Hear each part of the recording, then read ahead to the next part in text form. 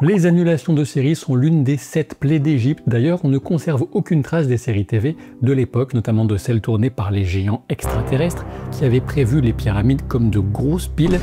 Alors oui, cette introduction semble partir en vrille, mais c'est un hommage à l'une des séries de la liste. Je vous propose de revenir sur les annulations de séries les plus scandaleuses, de celles qui vous donnent encore envie de crier de rage sous la douche.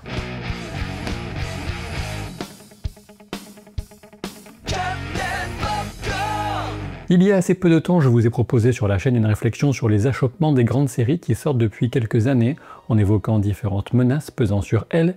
Outre les délais de production, les risques d'annulation en faisaient partie. L'évocation récente via une musique que j'ai entendue de l'une des séries de cette liste, dont l'annulation m'a fait le plus de peine, m'a convaincu de revenir vous proposer ce sujet douloureux, un peu en forme d'élégie et de moyen pour vous et moi de faire le deuil de ces œuvres inachevées, ou qui n'ont pas pu aller aussi loin qu'elles l'auraient dû, en faire le deuil, mais aussi les découvrir ou redécouvrir. Alors on va pas se mentir, j'ai réuni pas mal d'œuvres dans ce classement, mais il reste possible que vous ayez en tête une série annulée et qu'elle n'apparaisse pas dans cette liste. Si c'est le cas, c'est potentiellement un oubli de ma part ou tout simplement une série jamais vue ou surtout dont je n'ai jamais entendu parler et qui est totalement passée sous mes radars. Il me semble important de vous préciser que l'ordre du classement s'appuie essentiellement sur mon degré d'exaspération, de frustration, suite à l'annulation des séries en question, et donc c'est un peu corrélé à la qualité des séries, mais pas totalement, donc ce n'est pas un classement en fonction de la qualité perçue par moi de ces séries. Je commence avec des mentions honorables pour des séries un peu plus anciennes que la plupart des autres, ou que je n'ai tout simplement pas vues, ou du moins que partiellement. Il y a des annulations qui ne sont guère étonnantes et qu'on pourrait considérer comme justifiées quand la qualité d'écriture dégringole et qu'une série se perd, même si cela relève nécessairement d'une part de subjectivité. Et dans ce cas, on pourrait citer Heroes, une série qui se perd après une bonne première saison et qui s'est quand même poursuivie sur 4 saisons au total, avant qu'on arrête le massacre. Évidemment, c'est surtout la baisse des audiences qui a dicté ce choix de la chaîne NBC. Du côté de chez Netflix, on a la série Chaos avec Jeff Goldblum, qui consiste à transposer des éléments de mythologie grecque à notre époque. Je n'ai pas vu un seul épisode de cette série, mais j'ai vu des gens se plaindre de son annulation, une manœuvre assez habituelle chez Netflix quand une série ne réunit pas un public jugé suffisant. L'annulation de la série Sense8 avait beaucoup fait réagir aussi en 2017, mais elle a heureusement pu bénéficier d'un épisode final très long en 2018 qui devait clore l'essentiel des intrigues. Je vous avoue que je n'ai jamais accroché plus que ça à la série, qu'on doit notamment aux sœurs Wachowski, mais la diversité d'origine et d'orientation de ces personnages participait à la rendre importante pour toute une partie du public. Encore une salve de séries annulées que je n'ai pas vues ou très partiellement, ce que je regrette bien sûr, mais difficile de se motiver des années après une annulation. Vous me direz en commentaire lesquelles regarder dans le lot malgré tout. Dans cette catégorie, on a Pushing Daisies, une série qui part d'un principe fantastique, puisque son personnage principal a la capacité de ramener à la vie une créature vivante, mais en contrepartie d'une autre vie équivalente. Et quand je vois que c'est une série de Bryan Fuller avec Lee Pace dans le premier rôle, je me dis que c'est vachement bien, certainement, mais ça n'a duré que 2 saisons, sans doute annulées en 2009 par ABC, faute une audience jugée suffisante. Dans la même lignée, et toujours par Bryan Fuller, on a Dead Like Me qui s'est arrêté au bout de 2 saisons en 2004 sur Showtime. La série parlait d'une adolescente qui venait de mourir et se trouvait embauchée pour récolter les âmes des gens sur le point de mourir, restant elle-même dans un étrange entre-deux. Toujours dans une ambiance fantastique mais plus étrange, voire dérangeante et biscornue, on a Carnival, la caravane de l'étrange, où l'annonce d'un face-à-face entre le bien et le mal s'exprime au travers d'un voyage avec un cirque itinérant des années 30 dans le sud des États-Unis. Une série HBO totalement à part, d'après ce que j'en lis, qui s'arrête au bout de 2 saisons en 2005 alors que son créateur en espérait 6. Je vous avoue que j'ai peur de ressentir une frustration terrible en regardant le peu qui existe, mais je constate que les 2 saisons restent disponibles sur HBO Max. Et je reste sur HBO avec Deadwood, série western diffusée de 2004 à 2006, mais qui a obtenu une sorte de finale par téléfilm en 2019. La série bénéficie d'une excellente réputation. Apparemment, HBO avait proposé une 4e saison plus courte de 6 à 8 épisodes, mais le créateur, David Milch, aurait refusé. Sans aucun doute une série à ajouter à la liste de ce que j'aimerais voir. J'en viens à 2 dernières séries pour terminer les mentions honorables, et je n'ai aucun doute sur le fait que beaucoup d'entre vous les mettraient beaucoup plus haut dans ce classement. La première, c'est 1899, la série des créateurs de Dark, qui se déroule sur un navire en direction des États-Unis, mais qui va se perdre dans le surnaturel en répondant à un appel de détresse. J'ai vu la première et unique saison de 1899, mais j'avoue n'avoir apprécié que modérément. J'étais clairement déçu que la série n'ait pas la chance de raconter son histoire, mais ce serait mentir que d'affirmer que cela m'a beaucoup peiné au point d'y repenser avec amertume. Dernière mention honorable qui va faire bondir et à laquelle je devrais peut-être redonner une chance, c'est The OA sur Netflix, tout comme 1899 d'ailleurs. Stoppé après 2 saisons, The OA avait embarqué dans son mystère beaucoup de spectateurs, mais je m'étais arrêté relativement sceptique à la fin de la première. Il faut dire que la seconde est arrivée 3 ans après la première. La première c'était 2016 et la seconde 2019. Je compte sur vous pour me dire en commentaire si le niveau de frustration lié à l'annulation mérite vraiment de se lancer dans la saison 2 des années après cette disparition anticipée. Il est plus que temps d'en venir au classement à part entière qui compte 15 séries annulées, pas moins. À moins que je prenne juste quelques secondes pour évoquer Watchmen qui n'a pas été annulé du tout. C'est une mini-série que j'ai découverte épisode par épisode sur la chaîne. C'était fabuleux et je suis déçu de la décision des créateurs de ne pas y avoir donné une suite. Ceci dit, ce sont les mieux placés pour savoir s'ils avaient une autre histoire tout aussi fascinante à raconter, donc il faut respecter leurs décisions bien sûr. Allez hop, je passe pour de bon au numéro 15, cette fois avec Shadow and Bone, encore une série annulée par Netflix. Pour être parfaitement honnête, j'étais assez critique de pas mal d'aspects de cette série, qui adaptait le Grishaverse, un univers de fantasy plutôt original et assez orienté ado. La série a attiré pas mal de public et Netflix a profité du prétexte de la grève des scénaristes et des acteurs pour annuler la série après 2 saisons en 2023. Tout un monde créé visuellement avec des choix parfois intéressants et de multiples intrigues totalement abandonnées. Par un crève-cœur pour moi, et je reconnais sans peine que d'autres séries des mentions honorables étaient meilleures à n'en pas douter, mais un exemple typique d'une plateforme qui se fout quand même pas mal de la gueule de ses clients. À la 14e place, on a un peu le même schéma avec The Peripheral sur Prime Video, une série de science-fiction qui n'était pas totalement à la hauteur de la promesse initiale, emplie d'excellentes idées.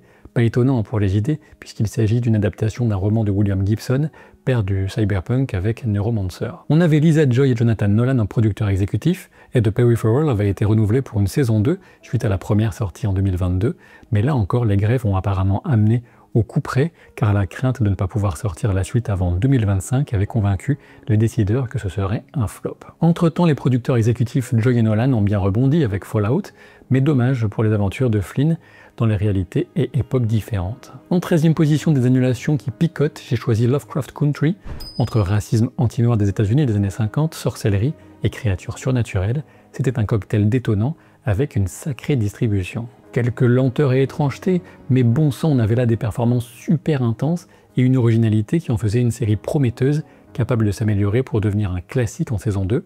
HBO a décidé que non, en 2021, 8 mois après la fin de la première saison, histoire de bien faire mariner tout le monde. Entre-temps, Jonathan Majors a pu devenir une star et puis être rattrapé par sa violence envers les femmes. Les choses vont décidément trop vite et on est trop souvent déçu. Il n'en reste pas moins un acteur très puissant à l'écran, trop dans l'excès apparemment au vu de ses débordements en tout cas. Pas la déception du siècle cette absence de saison 2, mais on commence à monter dans le niveau de frustration néanmoins. J'en viens en numéro 12 à Firefly, une série de SF sortie en 2002 et créée par Joss Whedon, à qui on doit Buffy et les 2 premiers films Avengers notamment, même si depuis ses comportements très problématiques, notamment envers les femmes, mais pas que, ont ressurgi, sans parler de sa version catastrophique du film Justice League, étrange personnage donc. Quoi qu'il en soit, Firefly est un ovni, une série de SF western, à l'humour mordant, à l'univers fascinant, avec une distribution assez incroyable, avec notamment Nathan Fillion, Gina Torres et Morena Baccarin, pour ne citer que. Des accords artistiques entre Whedon et la Fox qui ne comprenaient rien à la série visiblement. Heureusement, on a pu compter sur le film Serenity pour apporter une forme de conclusion, mais il ne fait aucun doute que cette série culte a été arrêtée bien trop tôt et aurait pu donner quelques saisons mémorables si on lui en avait donné la possibilité. La 11e place est un peu particulière puisqu'il s'agit de Penny Dreadful. Le créateur de la série, John Logan, affirme qu'il a pu s'arrêter là où il le souhaitait, mais des rumeurs indiquent que la saison 3 a été modifiée en cours de tournage pour s'orienter vers une fin anticipée, donc annulation ou pas, c'est pour ça que je disais que c'était un peu particulier. Une chose est sûre, Penny Dreadful est une série gothique absolument magnifique avec des personnages extrêmement touchants et le meilleur rôle de toute la carrière d'Eva Green, du moins pour l'instant. Dans une Londres de la fin 19e, les menaces surnaturelles grandissent et les destins exceptionnels se croisent dans une débauche de passion, de sang et de tragédie. Avec Timothy Dalton, Josh Hartnett, la regrettée Helena McCrory de Peaky Blinders et j'en passe, entre Frankenstein, Dorian Gray et le rôle principal, Vanessa Ives, femme maudite par un pouvoir trop grand. Absolument aucun doute à mes yeux, la fin arrive bien trop tôt et on perd le potentiel fabuleux d'une 4e et dernière saison qui aurait pu être une véritable apothéose. En 10e position, la série qui a ouvert la voie aux superproductions et au budget digne d'Hollywood pour HBO, avec Rome bien sûr, une série qui aurait largement dû dépasser ces 2 fascinantes saisons. C'est justement le budget qui a poussé à l'annulation, mais sans Rome, jamais sans doute n'aurait-on eu la prise de risque de Game of Thrones.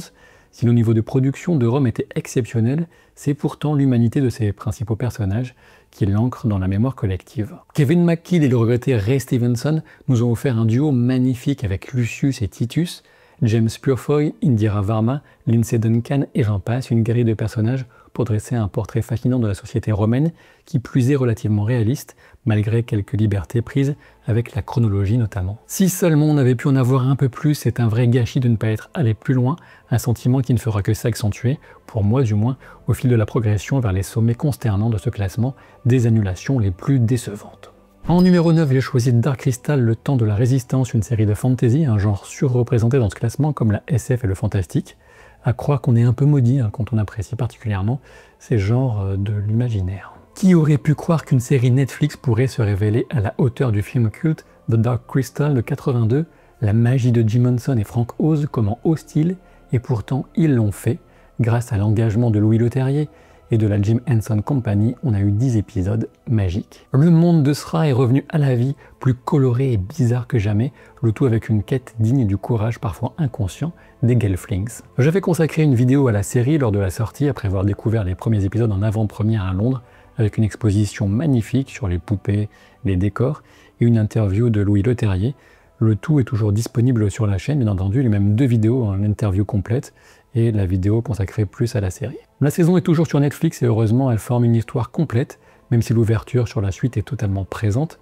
Je vous recommande plus que chaudement de voir ça, c'est de l'art. Trop coûteux sans doute et trop peu de public, de la confiture à des cochons, moi je vous le dis, la décision de ne pas poursuivre est terriblement décevante. 8e place pour Utopia version UK, bien sûr, une série culte qui n'a eu que 2 saisons de 6 épisodes, chacune sur Channel 4, en 2013 et 2014. Et c'est bien sûr en hommage à cette série que j'évoquais des théories du complot, des conspirations en intro. Utopia ne se résume pas, c'est une expérience, parfois dure, mais toujours pop, avec une photographie frappante, 10 couleurs, des personnages très humains aux relations magiques. Le créateur Dennis Kelly souligne qu'il ne referait sans doute pas la série de la même façon actuellement, alors que les théories du complot ont pris une telle ampleur de nos jours, notamment autour des vaccins, sachant qu'ils ont un rôle dans la série, et sachant aussi que lui-même n'y accorde aucun crédit et que son travail est purement fictionnel, bien évidemment. Je vous invite vraiment à découvrir Utopia, si ce n'est pas déjà fait, y compris en sachant que ça s'arrête assez brusquement. Certaines scènes sont violentes, attention, notamment une particulièrement que les connaisseurs reconnaîtront automatiquement. Je ne peux conclure qu'avec une seule phrase, « Where is Jessica Hyde ?» Une 7e position un peu particulière encore avec Twin Peaks, c'est la série qui a tout changé, celle qui a démontré qu'on pouvait faire des séries autrement à la télévision et proposer une vision créative bien plus riche que les formules prédigérées et épisodiques dominant alors. Alors certes, c'est vrai, la série a eu droit à une hypnotique saison 3 en 2017, mais la série a été annulée de base en 91, après 2 saisons, sachant que la chaîne ABC avait mis la pression pour avoir une révélation de l'identité du tueur en fin de saison 1, ce qui a provoqué la chute de l'audience ensuite. Twin Peaks est un chef-d'œuvre, David Lynch et Mark Frost, sans oublier Angelo Badalamenti à la musique originale. Voilà un trio qui nous a pondu une œuvre séminale et majeure de la télévision. Je vais quand même mentionner aussi le film préquel Fire Walk With Me, que je vous conseille de voir à la suite des 2 premières saisons de la série.